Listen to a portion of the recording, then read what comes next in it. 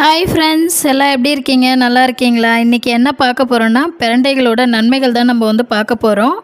நிறைய பேருக்கு வந்து பிரண்டைன்னா என்னன்னே யாருக்குமே தெரியாமல் இருக்கும்.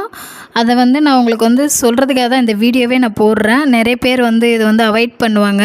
ஏன்னு பார்த்தீங்கன்னா, இது வந்து ரொம்ப ரேர், யாருக்குமே வந்து கிடைக்காது. யாரும் இது வந்து பயிரிடுறது கிடையாது.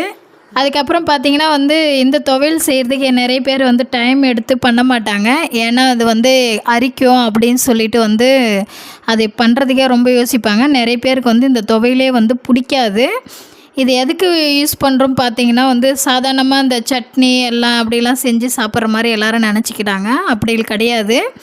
இதில் வந்து நிறைய வந்து மருத்துவ குணம் நிறையவே இருக்குது. இது சொல்லப்போனால் நமக்கு உடம்புக்கே ஃபுல் மெடிஷன் இந்த துவையலில் தான் வந்து இருக்கே. இதை வந்து நிறைய பேர் வந்து யூஸ் பண்ண மாட்டாங்க. அதே மாதிரி டைமிங் எல்லாமே வந்து இப்போ இருக்கிற ஜென்ரேஷனில் வந்து எல்லாருமே வந்து வேலைக்கு கிளம்புறது தான் பார்ப்பாங்க. சீக்கிரம் வேலையை முடிக்கணும், சீக்கிரம் இது பண்ணணும் அப்படின்றது. அதனாலே வந்து நிறைய பேர் வந்து இதை செய்யறதுக்கு டைம் இருக்காது. நீங்கள் வந்து வேலைக்கு போகிறவங்க வந்து பார்த்தீங்கன்னா இதெல்லாம் எடுத்துக்கணும், உடம்புக்கு ரொம்ப ரொம்ப நல்லது.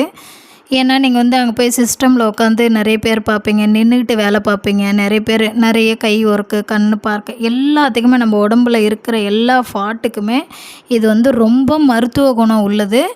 நீங்கள் வந்து மிஸ் பண்ணாமல் இந்த துவையலை செஞ்சு சாப்பிடுங்க. இதில் என்னென்ன நன்மைகள் இருக்குதுன்னு உங்களுக்கு நான் சொல்கிறேன்.